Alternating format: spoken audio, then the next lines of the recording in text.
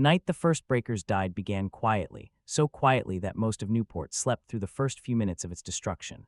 It was the summer of 1892, a season when the breeze off the Atlantic drifted lazily across Ochre Point, rustling the hedges and cooling the verandas of America's most powerful families. Newport was at its peak. Every evening glittered with dinners, dances, and whispered strategies for social dominance. And yet, in the early hours of August 25th, while the last embers of cigars cooled on marble terraces and the glow of lanterns flickered beneath silk curtains, something else was glowing too, something far more dangerous. A faint crackle, a spark, then a blaze. At 3:00 a.m., a fire began somewhere deep inside the servants' quarters of the original breakers, a modest name for what was, even then, one of the grandest wooden mansions on the Atlantic coast. Within minutes, the flames had found oxygen in the drafty Victorian hallways and shot upward like a torch pressed to dry paper. The house was built of timber, lath, canvas, and fabric, materials that fed the fire faster than anyone could comprehend. By the time the first servant smelled smoke, the fire was already unstoppable. Inside, the staff awoke in terror. Maids rushed down narrow corridors. Footmen pounded on doors to alert others. Cooks fled through back staircases carrying nothing but shawls around their shoulders. They knew the blaze was not a simple kitchen fire. They could hear it, wood snapping in violent bursts, glass shattering in sudden detonations, flames consuming 40 rooms at once. The corridors glowed orange, as though dawn had arrived hours too early. Outside, on the cliffs above the ocean, the sky lit up with an eerie orange halo. The great porches built for the summer dances and afternoon teas of a rising American aristocracy collapsed inward like matchsticks. The heat grew so intense that witnesses later recalled seeing sparks carried into the night wind as far as the cliffs below, falling onto the rocks like a shower of fireflies. There was no saving the house. There was barely time to escape it. Cornelius Vanderbilt II, the head of the most powerful branch of the Vanderbilt family, was not in Newport that night. He was in New York City, fast asleep in his town mansion on West 57th Street when the first telegram arrived. The messenger, breathless and pale, handed over a short, frantic note. Breakers destroyed by fire. Total loss. Cornelius was a man who rarely displayed public emotion. Vanderbilt men were raised not to, but even he sat down heavily when he read the words. The Breakers was more than a summer home. It was a symbol of his family's ascent from humble ferry operators to the ruling dynasty of America's industrial age. It stood on the most prestigious cliffs of Newport, among the estates of Astors, Loriats, and Belmonts. Losing it was not just a blow of nature, it was a blow to identity. Newspapers later reported that Cornelius boarded a private train car before sunrise, racing toward Rhode Island as fast as the New York Central lines could carry him. But by the time he arrived at Ochre Point, the mansion had already been reduced to smoldering ruins. The tall chimneys, once elegant silhouettes against the summer sky, were now charred pillars jutting out from ash. Nothing else remained. The three-story ballroom, the carved wooden library, the grand staircases, gone in less than 6 hours. A Newport reporter wrote, it was as if the house had been swallowed whole. One moment it stood, the next only smoke. Standing in the ruins that morning, Cornelius made a decision that would alter American architectural history. He would rebuild the Breakers, but not as it had been. Not in wood, not in the delicate Victorian style that burned like tinder. He would build a fortress, a palace, a mansion so strong that no disaster, fire, storm, or time could destroy it. The new Breakers would be constructed of stone, steel, concrete, and marble. It would be fireproof, vast, imposing, an American answer to the Shadows of France and the palaces of Italy. It would be engineered not just for comfort, but for survival. And beneath that determination stood a deeper truth. Cornelius knew the Gilded Age was a fragile world. Wealth rose quickly, but it fell even quicker. Wooden mansions could burn, fortunes could collapse, reputations could crumble. If he wanted the Vanderbilt legacy to endure after the age of railroads ended, and it would, he needed to create something indestructible. The ashes of the first Breakers became the foundation for the second. From catastrophe would rise a mansion unlike any other in the United States, and with it, the last true palace of the American Gilded Age. Before the Breakers became a fortress of wealth on the Atlantic cliffs, Newport was already something far stranger, a royal court without a king, where America's wealthiest families invented their own aristocracy, one gala at a time. By the 1880s, Newport had transformed. What had once been a sleepy New England whaling town became a jewel-encrusted escape for the richest people on Earth. They didn't come for the ocean, they came for each other.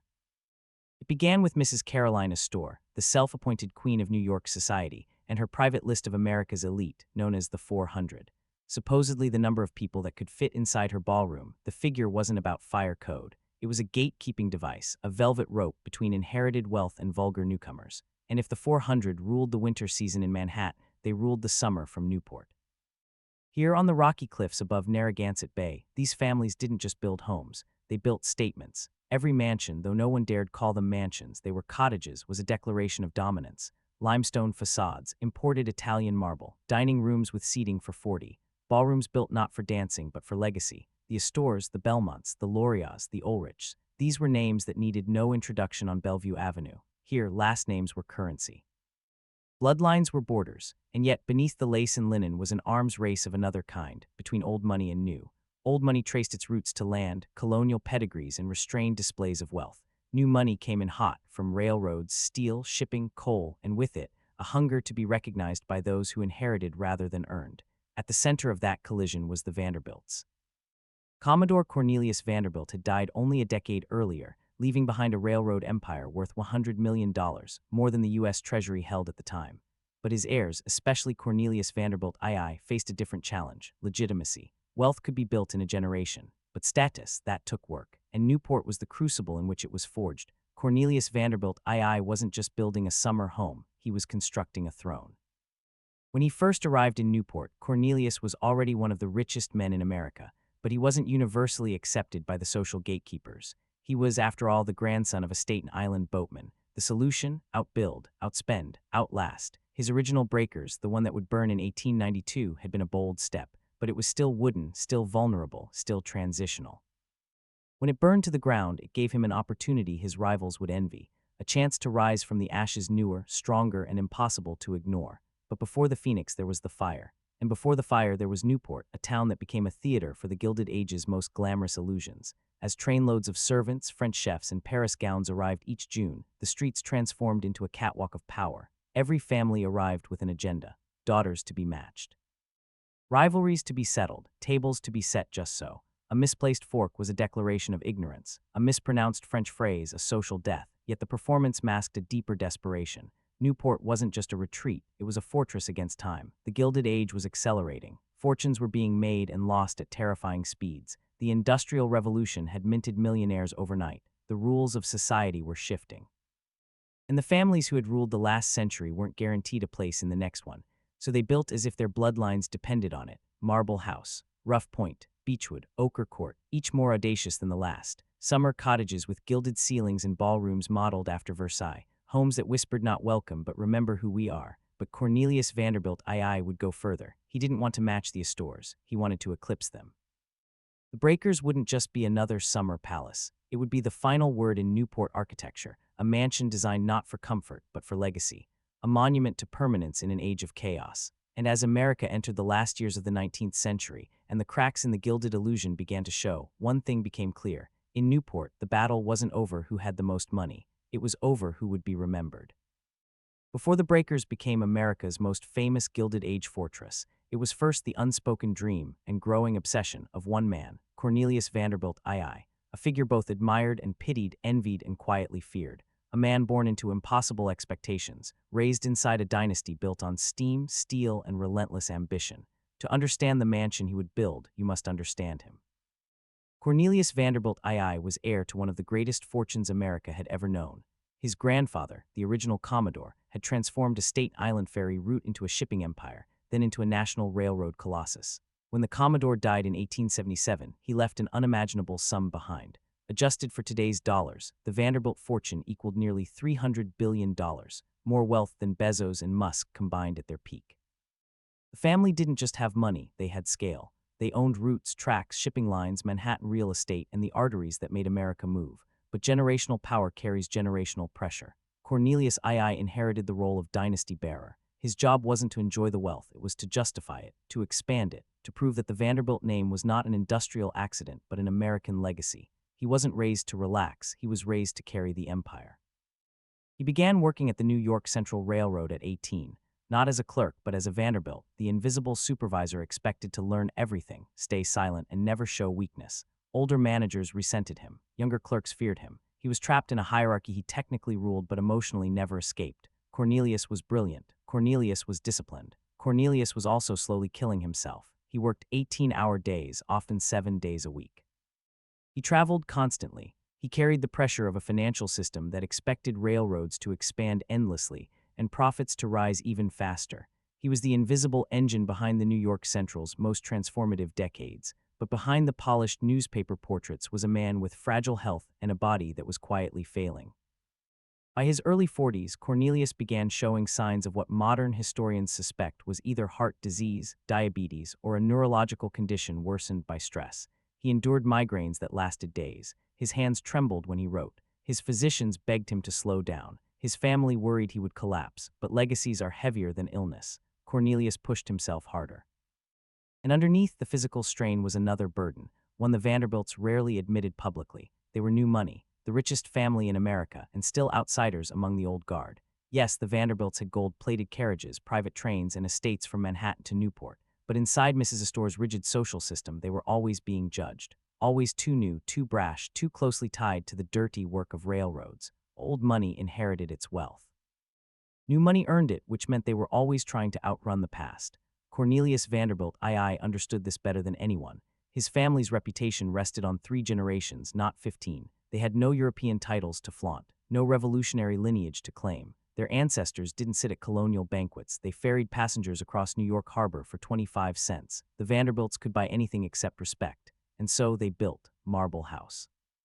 The 57th Street Mansion, the original breakers. Every house was both a triumph and a question, are we enough yet? But for Cornelius, the question became far more personal after 1886, when he suffered a near-fatal stroke at just 43 years old. The man who had run the New York Central with brutal efficiency suddenly couldn't speak, couldn't walk, couldn't command the empire he'd spent his life preparing to lead. Doctors told him he might never recover.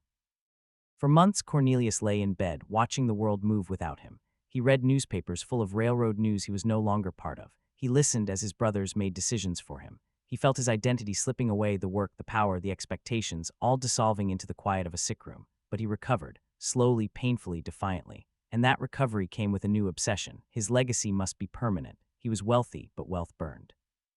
He was powerful, but power shifted. He was alive, but mortality had shown itself early. Cornelius needed something that would outlast illness, scandal, economic collapse, even the family's fading influence. Something his children's children could point to and say, he built that. We come from that. A wooden house wasn't enough. A simple mansion wasn't enough. A season in Newport wasn't enough. He needed a fortress of stone, a palace that could stare down time. A structure that symbolized American industrial might in architectural form. He needed the breakers. And when the original wooden breakers burned down in 1892, Cornelius did not see tragedy. He saw destiny. He would rebuild. He would build bigger. He would build fireproof. He would build something America had never seen and Europe would envy, because the mansion he envisioned wasn't a home. It was a monument to the man he'd been, the dynasty he protected, and the legacy he feared he would not live long enough to secure. Cornelius Vanderbilt II did not need a palace to live in. He needed a palace to leave behind. When Cornelius Vanderbilt II decided to rebuild the breakers after the fire of 1892, he did not search for an architect. He already knew whom he wanted, the only man in America who could turn smoke and rubble into stone and immortality. His name was Richard Morris Hunt, and to the Gilded Age elite, he wasn't merely an architect. He was the architect. Hunt was the first American trained at the prestigious École des Beaux-Arts in Paris, the rigid perfectionist institution that shaped Europe's greatest classical designers. The École didn't teach people how to build houses. It taught them how to build civilizations. Students studied proportion, harmony, symmetry, Greek idealism, Roman engineering, Renaissance mathematics. Decorative arts weren't merely ornament, they were storytelling. Hunt brought that discipline back to a country that was barely ready for it. America had money. America had ambition, but America had no architectural language for greatness. Hunt gave it one. His fingerprints are on the nation's most iconic buildings, the Metropolitan Museum of Art, New York, the monumental facade that announced America's arrival as a cultural power. Marble House, Newport, the Beaux-Arts jewel he built for Cornelius's sister-in-law, Alva Vanderbilt. Biltmore Estate, Asheville, at 178,000 square feet, still the largest private home in America.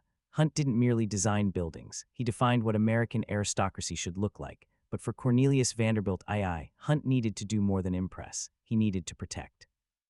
The fire that consumed the first breakers had awakened something in Cornelius, a fear that everything he built could vanish in a night. He didn't want a masterpiece, he wanted a fortress. Something that would survive disaster, time, and even the death of the Vanderbilt dynasty itself. Hunt understood. His philosophy had always fused grandeur with durability. Where other Gilded Age architects hid wooden skeletons behind stone veneers, Hunt used true mass. Where others built stage sets, he built monuments. Where others designed homes, he designed legacies. and so he approached the breakers the way a Roman engineer approached a temple. This building must outlive the family. To achieve that, Hunt assembled an unprecedented engineering plan, one that shocked even the wealthy patrons of Newport. The entire skeleton of the new breakers would be made of steel beams, not timber, not plaster, not decorative columns, but industrial-grade metal normally used in railroad bridges. The man who controlled America's railroads would now live inside a structure built with their strength. Instead of wooden floors, the mansion would use concrete and brick arches, fireproof, load-bearing, silent underfoot. It was a technique borrowed from European palaces and adapted with American industrial precision. The breakers wasn't just solid, it was nearly seismic proof before the term existed. This is where the engineering becomes astonishing. Every major doorway on the first floor was fitted with solid copper fire doors, weighing hundreds of pounds. Copper doesn't burn, copper doesn't warp, copper doesn't fail. If fire broke out anywhere inside the mansion, these doors would drop automatically, sealing the flames behind walls built like a fortress. Even decorative elements that looked like wood were actually plaster or marble. Hunt accepted no compromises. If it could burn, it was banned. The facade, the columns, the balustrades, the arches, all carved from imported limestone. The walls were so massive that they regulated their own temperature. Hurricanes would hit the cliffs of Newport, but the breakers would stand unmoved. The new mansion wasn't merely fireproof. It was disaster-proof, time-proof, legacy-proof. Cornelius wanted immortality. Hunt built it for him. But beyond engineering, the breakers carried symbolism. The 70-room palace evoked the Renaissance palaces of Genoa and Florence, cities built by merchant dynasties who, like the Vanderbilts, rose from trade to near aristocratic power. The Great Hall, with its 50-foot ceilings, was not a living room, it was a throne room. The Vanderbilts weren't royalty, but the space suggested something close to it, American industrial nobility. Visitors would enter and feel dwarfed by stone, space, height, and wealth, a psychological reminder of who ruled this world. The imported marble, the gilded ceilings, the mosaics, the carved limestone, each detail spoke in the architectural language Hunt mastered: power through permanence, elegance through engineering, grandeur through discipline. By the time the mansion neared completion in 1895, it had already become the most advanced private residence in the United States, a paradox of artistry and industrial might. And Hunt, who died before he could see the final result, left behind the ultimate American palace, the one structure on the East Coast that looked as though it had been carved directly from the cliffs themselves. The Breakers was no longer a house. It was an inheritance carved in stone, a dynasty rendered in steel.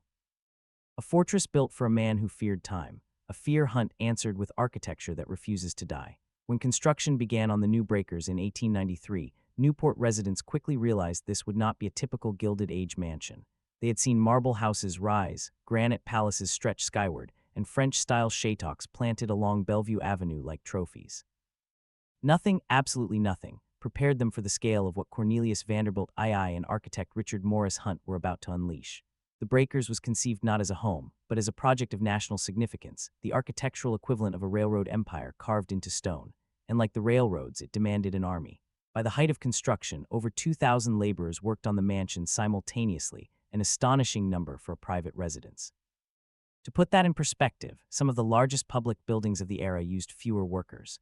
The Newport Mercury called it a city of men building a palace for one family. But men only scratches the surface of who really built the Breakers. Most were immigrants, newly arrived, poorly paid, and working under brutal conditions. The majority came from Italy, Ireland, and Portugal. They arrived by train and steamer, carrying little more than their tools and the hope of steady wages. The Vanderbilt project offered both. The price, 70-hour workweeks, grueling physical labor, and the ever-present danger of accidents on scaffolding that towered like an unfinished cathedral. These men mixed mortar. They lifted limestone blocks. They shaped steel. They carved, hauled, hammered, sweat, and bled. Cornelius Vanderbilt II would visit occasionally, wearing tailored suits and accompanied by architects and foremen. But the daily grind belonged to the workers whose names would never appear in society columns. And at the top of this labor hierarchy was a small, elite group whose presence made the Breakers unlike any American house before it. Dozens of Italian artisans, master carvers, whose families had shaped cathedrals and palaces for centuries. These were not ordinary craftsmen. These were sons of Florence, Genoa, Milan, trained in fine stonework from childhood, inheritors of Renaissance traditions passed through generations. They carved the marble fireplaces with mythological figures. They chiseled the Corinthian capitals that crowned the columns. They shaped balustrades, pilasters, friezes, each detail cut with a precision America itself was still learning to appreciate. Newport society often visited the construction site to watch them work. Observers described them as silent sculptors, speaking little English but communicating with gestures, chalk lines, and the rhythm of tools tapping stone. Their artistry was essential, but so was global trade. Materials for the breakers came from all over the world. Marble from Italy, limestone from Indiana, and Connecticut stone columns, modeled after Renaissance palaces, mosaic tiles imported from Europe, vermeil and gilt elements, crafted by Parisian workshops, ironwork forged in France, and shipped across the Atlantic, exotic woods and fabrics sourced from Asia and Africa. Every inch of the mansion told a story not just of wealth, but of logistics. The Vanderbilt global supply chain that stretched from the quarries of Sicily to the factories of the American Midwest. And yet, behind this glittering tapestry of labor and luxury lay a harsher truth. The Breakers was built during one of the most turbulent periods in American labor history. The Panic of 1893, one of the worst economic depressions in U.S. history, hit the same year construction began. Banks collapsed, railroads failed, factories closed. Workers organized, marched, and sometimes rioted for basic rights. But at Ochre Point, the Vanderbilt project moved forward as if insulated from the world's instability, a fortress rising during a storm. To some Newport locals, the construction site symbolized hope, reliable wages during uncertain times. To others, it represented the extreme divide between America's dynastic wealth and the struggles of ordinary families. Newspapers reported tension on the site more than once. Arguments over pay, conflicts between foremen and workers, a few protests poorly remembered by history, but still whispered in labor accounts. One Italian mason later wrote in a letter to his brother, "We build a palace for the richest man in America, but we sleep six to a room and eat bread we cannot afford to waste." This was the true cost of the Gilded Age, unimaginable beauty standing on the shoulders of thousands whose lives were anything but gilded. And yet, despite hardship, something extraordinary happened. The men built the Breakers with pride. They understood they were constructing something monumental, something that would endure beyond their own years, a building unlike anything America had yet produced. A structure meant not just to shelter a family, but to define an era. Their labor, often invisible in history, gave the mansion its soul. The symmetry of the facade, the strength of the steel frame, the perfection of the vaults, the elegance of the carved stone, the meticulous precision of every column and arch, every detail, every ornament, every slab of marble had passed through human hands. By 1895, after 2 years of almost continuous work, the Breakers was ready to open. Newspapers described the unveiling as if a new royal palace had appeared overnight. To Newport society, it was the crowning jewel of the Gilded Age. To historians, it was a monument to American ambition. But to the 2,000 workers who poured their lives into it, the Breakers was something else entirely, a reminder that even the most dazzling symbols of wealth are built from sweat, struggle, and silent sacrifice. To step inside the Breakers for the first time is to feel something almost physical, a shift in scale, in atmosphere, in expectation. The mansion does not simply open its doors, it unveils itself. Visitors in the 1890s often reported the same instinctive reaction. Their breath slowed, their voices softened, and they involuntarily looked upward. Because inside the Breakers, you are not in a house. You are inside a performance of power. The Vanderbilt Palace was engineered to overwhelm the senses from the moment one crossed the threshold, and it succeeds to this day. The moment you enter, you stand within a space so monumental it feels almost un-American in its confidence. The Great Hall rises nearly 50 feet, crowned by massive arched windows and flanked by columns carved from imported Sienna marble. The floor is polished to a mirrored sheen, reflecting both the light and the status of every guest who crossed it. Architect Richard Morris Hunt designed this hall with a purpose, not comfort, not intimacy, primacy. This was the Vanderbilt family's declaration to the world. This is who we are, and this is where we stand. Look closely and you see the influence of Italian Renaissance palaces, the palazzi of Genoa and Florence where merchant dynasties once ruled like princes. Hunt took that grandeur and heightened it. The sunlight streaming in from the terrace doors catches on gilt accents and golden ornamentation, creating a luminous glow that made women's satin gowns shimmer like water. In this hall, whispers echoed. Shoes clicked sharply. Footmen moved silently along the edges, almost invisible in their dark livery. Every summer season, the elite of America stood here, awed, diminished, impressed, exactly as the Vanderbilts intended. From the heavy power of the Great Hall, one steps into a room of delicate beauty, the morning room. Glowing with pale colors, pastel marbles, and gilded floral motifs, the morning room was designed to capture sunlight in the most flattering possible way. It feels almost ethereal, a feminine contrast to the masculine stone of the entry hall. The room's surfaces reflect light from every angle. Pastel green onyx panels, gilded bronze ornament made in Paris French furniture upholstered in soft silks, delicate tapestries that seem too fine to touch here. Mrs. Vanderbilt would write letters or receive afternoon callers. This was her space, refined, intimate, elegant, a room where power moved quietly rather than declaring itself in stone. The cost of decorating it was staggering, the equivalent of several $1 million today for a room used only a few hours each day. If the morning room is a whisper, the music room is a crescendo. Clad in cream-colored stone, gold ornamentation, and carved reliefs, this room could host recitals by some of the world's finest musicians, and it often did. The Vanderbilts were not just wealthy, they were patrons of culture. The room's highlight is its enormous French-made ceiling, imported in panels from Paris and assembled like a puzzle by European artisans. Carved cherubs, gilded swirls, and ornate moldings dance across its surface. A grand piano gleamed beneath the chandeliers. Footmen stood silently against the walls. Guests listened from upholstered chairs as Europe's finest performers crossed the Atlantic for a single evening in Newport. The music room was not for background entertainment. It was a statement that the Vanderbilts did not simply buy culture, they imported it. The dining room at the Breakers is perhaps the most astonishing display of wealth in the entire mansion. Its scale is shocking, walls soaring 2 stories high, a ceiling gilded with over 50,000 individual gold leaves, and chandeliers that sparkle like frozen waterfalls. The room's architecture was inspired by French 16th-century palaces, with massive limestone columns framing the length of the table. Each dinner hosted here was a performance, a ritual of etiquette and excess. The Vanderbilts' table could seat up to 30 guests, attended by numerous footmen who served multiple course meals prepared in the state-of-the-art kitchen far below. The room glows at night, literally. Candlelight reflects off the gilding, setting the walls aflame in a warm, golden aura. Journalists who attended dinner parties wrote breathless descriptions of the effect. It felt as though one dined inside a chalice. Given the cost millions in modern currency, they were not wrong. The billiard room stands in stark contrast to the dining room's glitter. Here, the palette shifts to deep greens, dark stone, and masculine ornament. The walls are clad in Grecian marble, carved so precisely that the slabs appear seamless. The ceiling is supported by massive stone arches, giving the room the feeling of an ancient Roman bath or a medieval hall.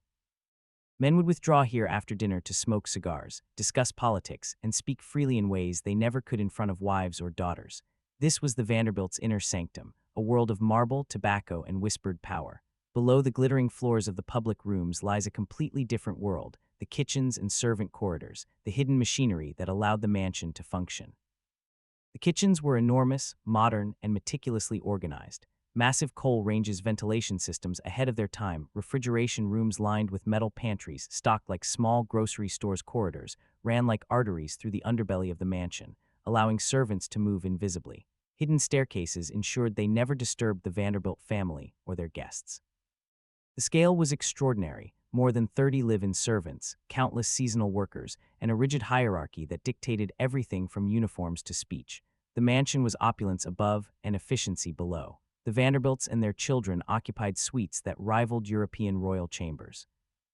Mrs. Vanderbilt's bedroom was an ocean-facing sanctuary adorned with pale lavender and silver silk, carved gilt furniture, a marble fireplace crafted in Paris, hand-painted panels depicting mythological scenes. Cornelius Vanderbilt II's bedroom was more restrained, masculine woods, rich textiles, and heavy drapery, but still extraordinary in size and cost. The guest rooms were equally elaborate. No visitor could enter the Breakers without being reminded that the Vanderbilts lived in a world far beyond common experience. Perhaps the most breathtaking space in the entire mansion is the loggia, an open-air gallery overlooking the Atlantic. Here, marble columns frame a view so grand it seems borrowed from another era, waves crashing against the cliffs, sunlight shimmering across open water. The sea winds thread through the arches, carrying the scent of salt and summer. For guests, walking into the loggia felt like stepping into a landscape painting. For the Vanderbilts, it was their private front row seat to the Atlantic world their fortune shaped. A mansion of this scale could not function without hidden systems, and the Breakers conceals them flawlessly. Narrow staircases behind walls, service elevators for food and laundry, hidden doors, disguised as paneling, concealed corridors linking servant spaces to public rooms, a network of pipes, ducts, and mechanical systems unprecedented for the era. The house is vast, but never chaotic. Movement was choreographed, visibility controlled. The wealthy glided, the servants flowed like quiet currents. Inside the Breakers, every room, every inch reinforces a single truth. America in the Gilded Age did not need kings. It built its own palaces instead. The mansion was not simply luxurious. It was intentional, symbolic, engineered to outshine Europe while proving that the new world could rival the old. The Breakers wasn't just the pinnacle of American wealth. It was the architectural soul of the Gilded Age, carved in marble, glittering in gold, and resting firmly on the cliffs of Newport like a throne overlooking the Atlantic. Life inside the breakers during the Gilded Age did not unfold like life inside an ordinary mansion. It moved with the rhythm of a small monarchy, a seasonal court where every gesture, every entrance, every silence had meaning. The moment summer arrived in Newport, the breakers became a world unto itself, governed by ritual, hierarchy, and expectations so precise that even the servants understood they were part of a performance. For the Vanderbilt family, mornings began with calm precision. Mrs. Alice Vanderbilt rose early, attended by her personal maid, who laid out gowns selected the evening before, light silks for morning visits, heavier French fabrics for late afternoon promenades, and elaborate creations for the evening's dinners or balls. Her husband, Cornelius Vanderbilt II, if in residence, kept to a quiet routine, correspondence in the mornings, business matters delivered by private courier from New York, and occasionally long hours spent seated on the loggia overlooking the Atlantic. His health was fragile, but his presence still anchored the household. Even his stillness carried a kind of gravity. The Vanderbilt children, well schooled in the etiquette of their class, followed strict expectations. They greeted their mother at set hours, met with tutors, and were carefully shielded from impropriety. Guests often remarked that the children were polite, charming, and unmistakably aware of their position. In a world where lineage was currency, the children were being raised to represent a dynasty. Beneath this composed routine, over 30 live-in servants kept the mansion running with military precision. The breakers was a 70-room machine, and nothing within it moved without human hands guiding it. Maids scrubbed marble staircases before dawn. Footmen polished banisters until they gleamed. Cooks and kitchen maids began prepping meals while the guests were still asleep, arranging ingredients on vast steel counters deep within the servant levels. Laundry staff worked in sweltering heat, pressing linen with irons so heavy they had to be lifted with cloth-wrapped hands. Each servant had one job, and that job had rules. A footman was expected to glide, not walk. A maid was never to be seen in a guest corridor unless absolutely necessary. No one addressed a Vanderbilt directly unless spoken to first. The butler oversaw the entire operation, carrying both authority and the burden of maintaining an illusion that everything in the mansion ran effortlessly as if by magic. But it was the evenings that transformed the breakers into Newport's most exclusive stage. When the Vanderbilts hosted, it was not simply a gathering, it was an event. The city's social elite, the so-called 400, stepped through the grand hall in glittering gowns and black dinner coats. Their names whispered, their reputations weighed. These evenings were meticulously choreographed. A receiving line, champagne served on silver trays, music from the Paris imported orchestra settling into the music room like a warm tide. Summer balls at the breakers were the pinnacle of American society. Flowers were shipped from New York daily. Tables sparkled with crystal and vermeil.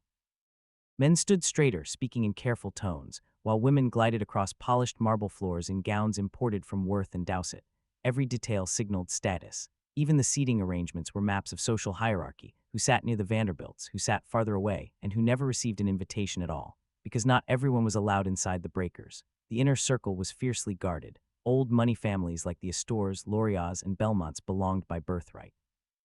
New money industrialists were admitted only if Mrs. Vanderbilt approved, and she approved very selectively.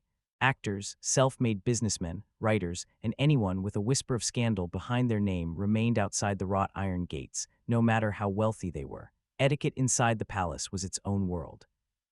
Guests were expected to follow rules inherited from European courts. Women removed gloves at specific times, men bowed at specific angles, no one sat before Mrs. Vanderbilt did, and no one raised their voice above a controlled murmur. Conversations mattered, not just what was said, but how it was said. A mispronounced French name could brand someone nouveau rich. A wrong piece of jewelry could ruin a season. Clothing itself was communication. Women wore silk, lace, and jewel tones that shimmered beneath the golden chandeliers. Diamonds flashed under candlelight. Men's tailcoats were tailored so perfectly they appeared molded to the body. Everything from fabric to shoe polish was a declaration: I belong here. But beneath the elegance was a deeper truth. The breakers had become more than a home or even a gathering place. It had become the social throne of the Gilded Age. When guests ascended those marble steps, they were not visiting the Vanderbilts. They were entering a space that defined American high society. Other families held wealth. Other families held influence. But only the Vanderbilts had built a palace so monumental that stepping inside it meant acknowledging their supremacy. For the elite, attending an event at the breakers was validation. For outsiders, being excluded was a humiliation. Newspaper reporters, forbidden from entering, still lingered outside the gates during major events, straining to catch glimpses of gowns, carriages, jewels, whispers, anything that might reveal what occurred inside America's most coveted rooms. The mansion became a symbol of everything the Gilded Age represented: excess, power, aspiration, beauty, and a world divided sharply between those who entered and those who never would. And what guests didn't realize was that while they danced under gold leaf ceilings, servants were rushing through hidden corridors, carrying trays, refilling glasses, adjusting lamps, replacing candles, smoothing drapery, maintaining the illusion of effortless perfection. Life inside the breakers was a double world: opulence above, labor below, elegance in the open, machinery in the shadows. The Vanderbilts lived like royalty not because life was easy, but because hundreds of people made it appear that way. By the turn of the century, one truth had become clear. If Newport was the capital of America's summer empire, the Breakers was its palace, a place where the Gilded Age lived, performed, and crowned its elite. Life inside the Breakers looked effortless, a world of gilded ceilings, marble staircases, whisper-soft gowns, and candlelit dinners. But behind that illusion was an entire universe of people whose names history rarely remembers. Their labor, their exhaustion, their sacrifices are the invisible foundation of every glittering room above them.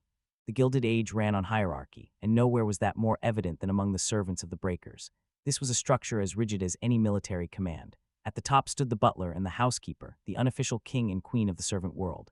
Beneath them were the footmen, chambermaids, cooks, laundresses, scullery workers, furnace men, gardeners, and coach staff. Each role was specific, each duty defined to the smallest detail. Servants addressed one another according to rank. They moved according to schedule, and they existed within boundaries that kept their world separate from the one they served. A typical day began long before dawn. Kitchen maids lit the coal stoves before the sun rose over the Atlantic. Housemaids moved quietly through guest rooms, sweeping ashes from fireplaces, turning mattresses, straightening curtains, and polishing marble to a shine that suggested everything in the mansion was new. Footmen ironed morning newspapers, so the ink wouldn't rub off on the Vanderbilts' hands. The laundresses, some of the hardest working laborers on the property, spent hours in the steaming laundry rooms pressing linen with irons so heavy that they needed cloth-wrapped hands to lift them. 16-hour days were standard. There was no overtime, no complaint, no expectation of rest beyond the hours between midnight and dawn. The Breakers was a palace, and like every palace, it demanded constant attention. At any moment, a bell could ring, and wherever it rang, a servant had to be there within seconds. Their quarters told the other half of the story. Hidden in the upper floors and basement wings were the cramped rooms where servants slept. Narrow beds, thin blankets, simple washstands. No gilding, no ornament, no illusion. Just the bare minimum needed to keep them close enough to respond instantly. Many shared rooms with one or two other workers. Privacy was rare. Exhaustion was constant. The overwhelming majority of these workers were immigrants: Irish women, Italian men, Portuguese laborers, Eastern European housemaids. They came to America with hope, but found themselves serving the very families whose wealth symbolized a world they were unlikely to touch.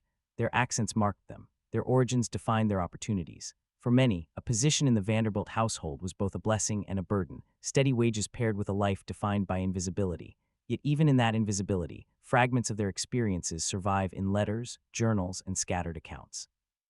One Irish housemaid wrote to her mother in 1901, "We live among riches, but none belong to us. A single vase in the hall is worth more than my year's wages." An Italian footman described the mansion in a letter home. "The house is too large for any one family. We clean the rooms even when no one uses them, for dust must never settle on American wealth." A Portuguese scullery maid wrote to her sister, "They will never know how tired we are. We move like shadows so their world seems bright." These voices reveal the truth behind the polished floors and sparkling banisters. The mansion's beauty was built on bodies that were always tired, always working, always unseen. Even the systems that kept the house functioning were hidden by design. Narrow staircases wound behind walls so servants could circulate without being noticed. Dumbwaiters carried food from the kitchens to the dining room with mechanical precision. Service hallways ran like arteries beneath the marble floors, allowing staff to appear and disappear in perfectly timed movements. The Vanderbilt guests saw meals appear effortlessly, fires lit without sound, curtains adjusted without interruption.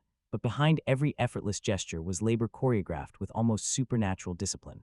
During balls or dinners, the pressure intensified. Servants rehearsed the timing of courses like actors preparing for an elaborate performance. Cooks plated food in an inferno of steam and heat before footmen whisked it upstairs. Dishwashers worked furiously through the night, sometimes scrubbing hundreds of pieces of crystal by hand after a single event.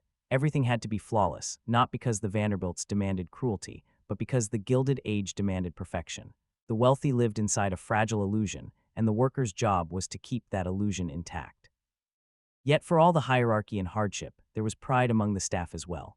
Many servants viewed employment at the Breakers as honorable, a prestigious post with opportunities few other immigrants could dream of.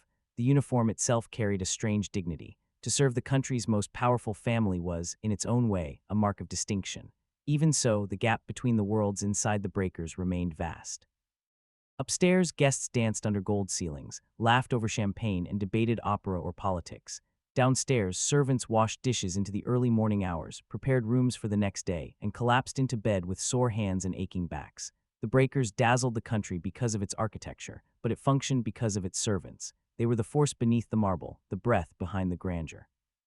Their lives remind us of a simple truth obscured by the glitter of the Gilded Age. Every palace has its shadows. Every dynasty has its invisible army. And behind every moment of elegance at the breakers were the people who never stood in the light.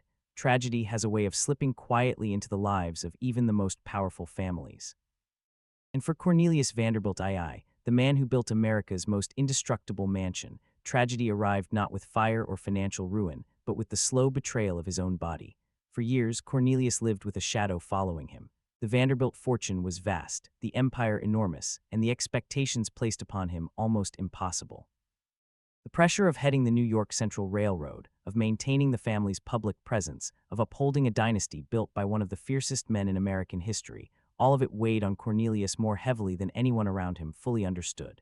His first stroke in 1886 should have been a warning. It struck without ceremony, collapsing him into a bed he'd be confined to for months. Doctors whispered their concerns. Newspapers speculated that the Vanderbilt patriarch might never return to his duties. Friends offered sympathy, rivals offered silence, and his family tried to hide their fear.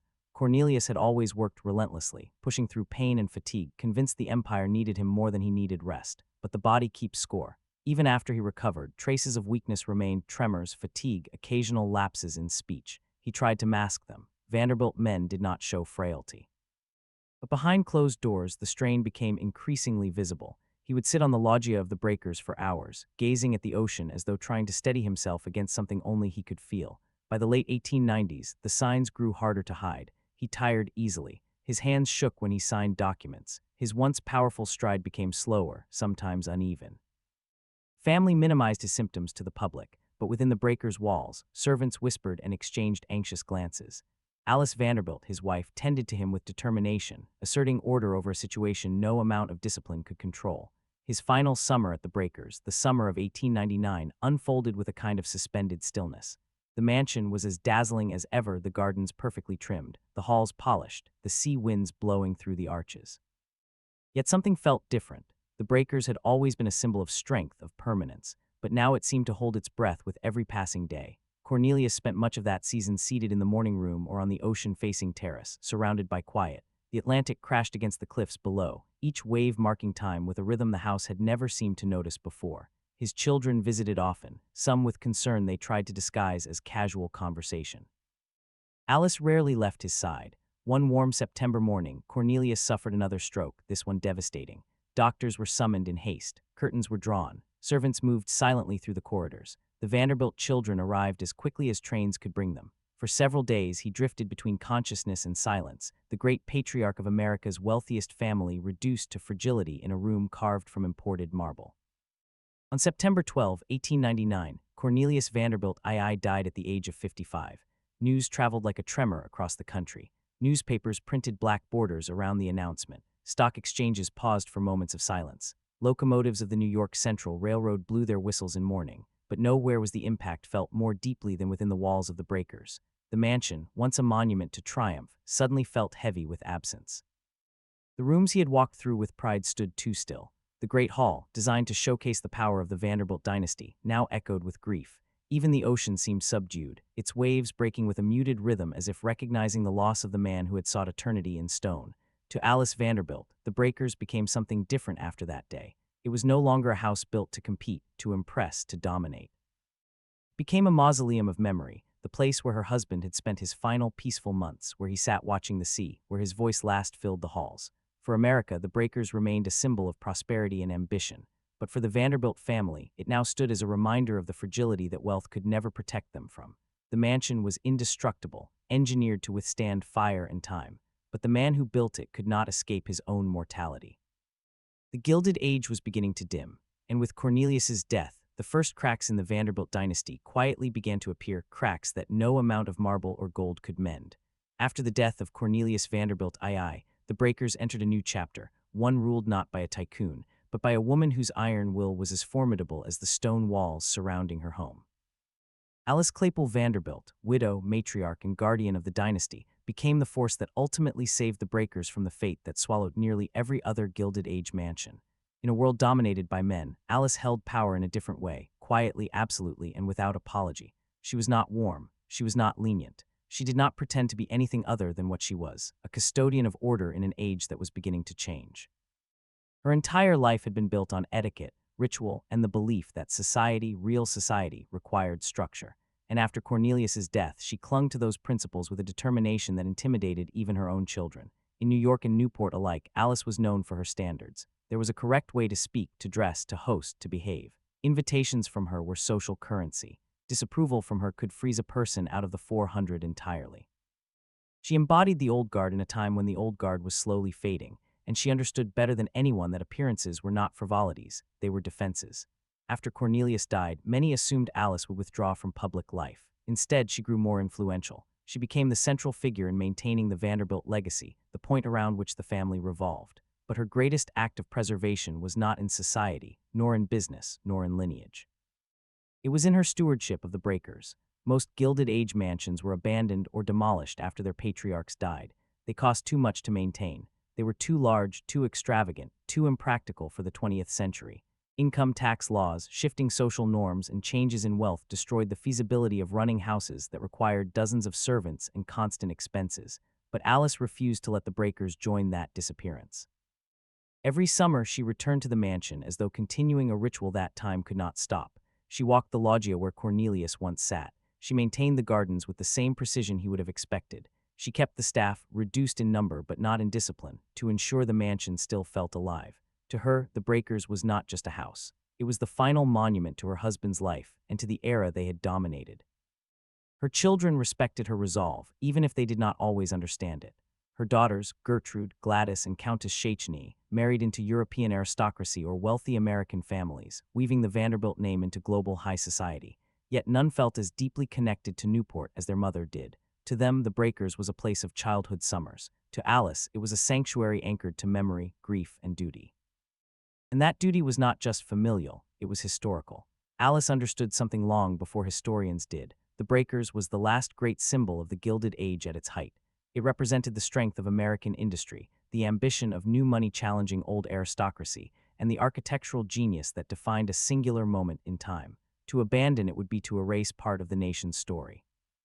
So while other families allowed their mansions to fall into disrepair, Alice kept the breakers immaculate. While others sold their summer homes to real estate developers, she kept the doors locked and the gates closed unless she personally approved a visitor.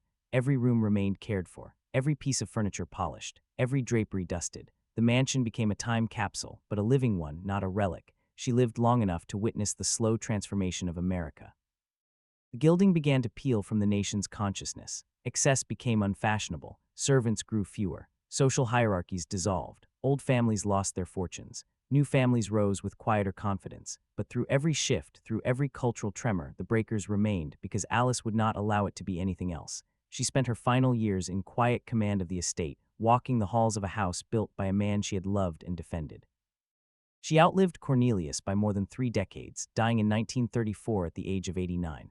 By then, many mansions of Newport's glittering era had already vanished. Others would soon follow. But the breakers remained exactly as she left it, pristine, monumental, indestructible. Because Alice Vanderbilt understood something few others saw clearly. The breakers was not a remnant of a vanished world. It was the last witness to it, and without her, it would not have survived.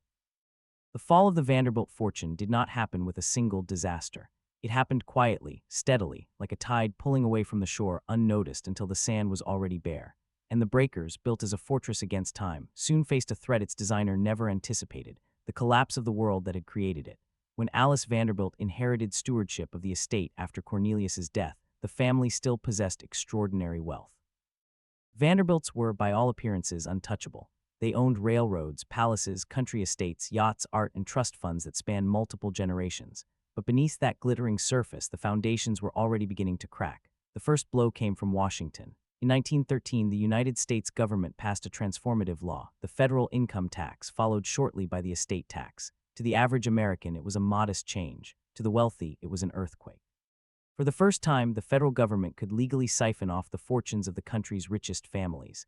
And the richer the family, the more painful the loss. The Vanderbilts, whose fortune had once been so vast it dwarfed entire state budgets, suddenly found themselves facing multi-million-dollar tax bills every generation. Their empire had been built on the assumption that wealth would pass unbroken from parent to child. Inheritance taxes shattered that assumption. But taxes were only the beginning. The next blow came from the railroads themselves, the lifeblood of the family fortune. By the early 20th century, railroads were no longer expanding. They were declining. Automobiles, trucks, and the rise of paved road systems began stealing traffic. Then airplanes. The industry's profits shrank. Regulations tightened. Competition eroded margins. The Vanderbilt fortune had been built on steam and steel. The world was moving on. As revenues fell, the vast network of Vanderbilt estates became increasingly difficult to maintain. Marble House, Florham, Idle Hour, Belcourt, Hyde Park, palaces that once symbolized power now became financial burdens. Their upkeep demanded hundreds of thousands of dollars per year. Staff salaries, property taxes, repairs, coal, maintenance, insurance, the numbers were crushing. And with every passing decade, the economic reality grew harder to ignore. The Gilded Age model of wealth was obsolete. The Vanderbilts did not adapt quickly enough. Some descendants made poor investments. Others spent lavishly without adjusting to the changing world. Trust funds were divided among an ever-growing number of heirs. By the mid-20th century, the family's fortune was diluted across dozens of branches, and their properties were being sold off at an alarming rate.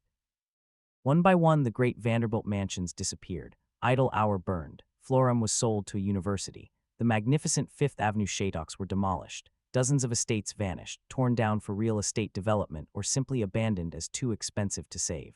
By the 1940s, a journalist famously declared, "Not one Vanderbilt is a millionaire." It was not entirely true, but it captured the truth behind the illusion. Within the family, tensions grew. Inheritance disputes became more common. The question of what to do with the breakers, the most expensive and demanding estate of all, became a source of quiet conflict. Alice Vanderbilt held firm while she lived, but when she died in 1934, the decision fell to her daughters, and their world was very different from the one they had been born into. The Great Depression had ravaged American wealth. Servant culture was disappearing. Maintaining a 70-room palace now seemed almost absurd. The daughters began to ask questions that would have been unthinkable in their parents' era. Should the breakers be sold? Could anyone afford to keep it? Was it still a home or a burden? By the time World War II ended, even the wealthiest families could no longer justify such estates. The breakers required dozens of workers, tons of coal, constant repairs, and endless taxes. The real cost of running the mansion in today's terms would be millions per year. For the Vanderbilt heirs, the numbers did not add up.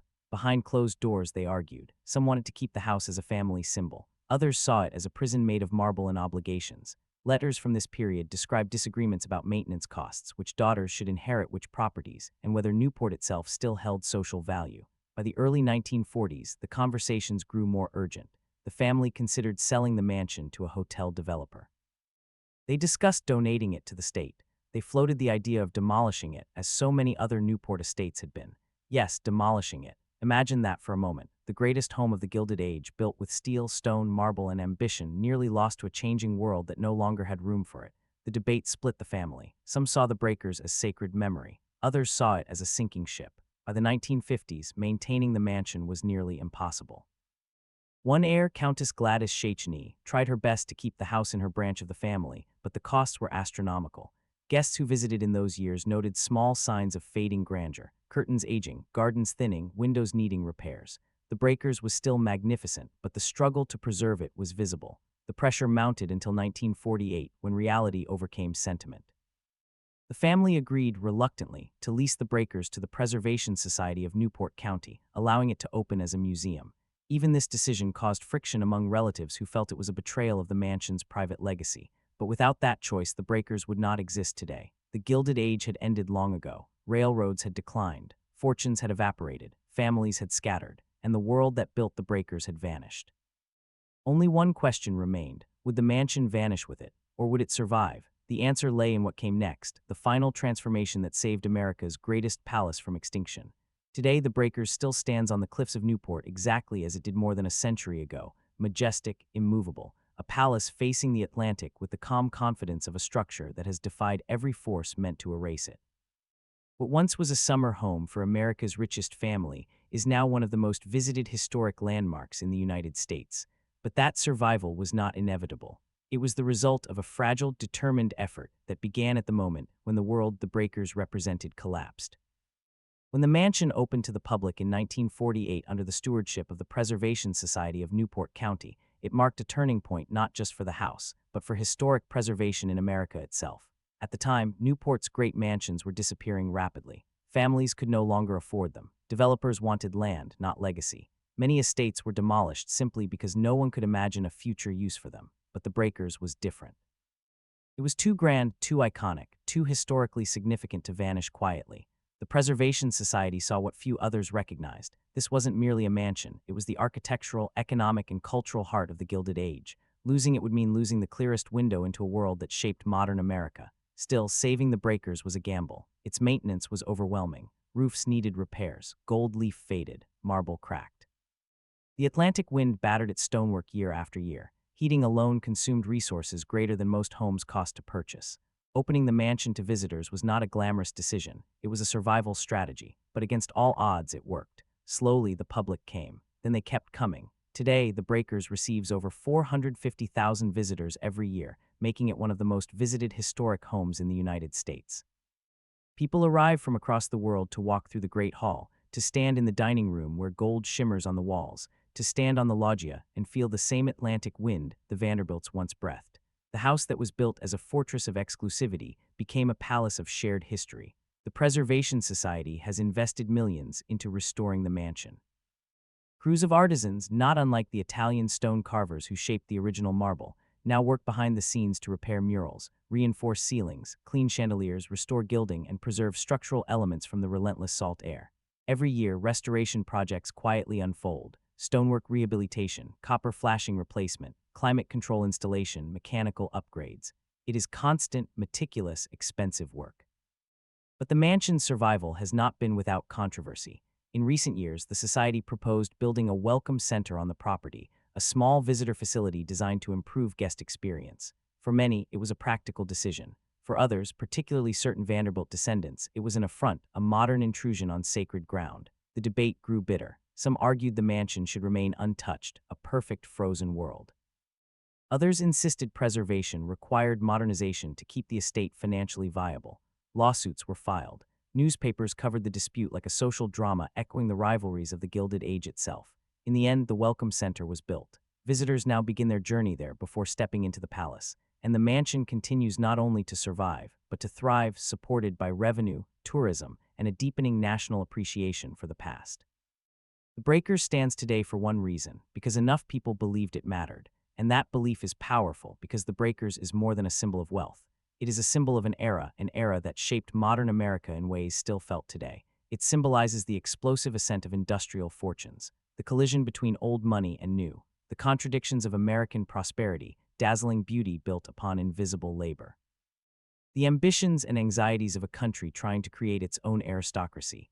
The Breakers is a monument to what America was at the turn of the 20th century, bold, confident, proud, extravagant, deeply unequal, and unstoppable. It reflects a nation that grew from frontier settlements to global power in the span of a single lifetime, and it stands almost alone. Of the hundreds of Gilded Age mansions that once lined Newport, New York, and the coastal enclaves of America's aristocracy, more than 99% are gone. Some were demolished for housing developments, others were abandoned or burned. Still others were stripped for salvage when no one could maintain them. The Breakers survived because of its construction, steel, concrete, copper, marble, and stone, but also because of the people who refused to let it die. Alice Vanderbilt, her descendants. The Preservation Society, historians, visitors, craftsmen, architects, every person who has walked through its doors and understood that they were stepping into more than a house. They were stepping into a story of ambition and tragedy, of families and fortunes, of art and engineering, of labor and luxury, of the power of legacy and the fragility of the people who build it. And all of it leads back to one night in 1892. When the first Breakers burned to the ground, its flames lighting up the Newport cliffs like a warning. Out of that inferno rose a new mansion, a palace built not out of vanity alone, but out of fear. Fear of impermanence, fear of fading status, fear of mortality. Cornelius Vanderbilt II built the Breakers to defy fire, time, and even death itself. He built it because he knew his body was failing him. He built it because he feared his family's future. He built it because he believed a dynasty needed something indestructible. He could not save himself, but he built something that saved his memory. Today, visitors walk through gilded rooms he never lived long enough to fully enjoy. They trace their hands along the marble rails he designed. They look out at the ocean through the arches where he once stood, and they feel the weight of a story that is not simply about wealth, but about the desire to leave something behind when everything else is slipping away. The Breakers endures because it is not just architecture. It is America's last great witness to the world that built it, a world of brilliance and excess, ambition and consequence, beauty and cost. The mansion that rose from ashes now stands against wind, time, and forgetting, a survivor of a vanished era. And standing on the loggia, hearing the waves crash against the cliffs below, one thing becomes impossible to ignore. The fire consumed the first breakers. Time consumed the Gilded Age. But neither could consume the legacy carved into stone on that Atlantic cliff. This is the Breakers, the last great palace of America's Gilded Age, and the mansion that refused to die.